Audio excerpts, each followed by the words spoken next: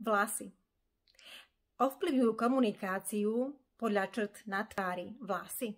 Ovplyvňujú, pretože oni nám prezrádzajú, či sme odkrytí a ochotní strebávať informácie rôznymi spôsobmi, alebo si radšej kladieme bariéry vo forme ofiny, alebo jednoducho zakrieme uši vlasmi, aby sme niektoré veci jednoducho selektovali. Áno, my počujeme, my vnímame.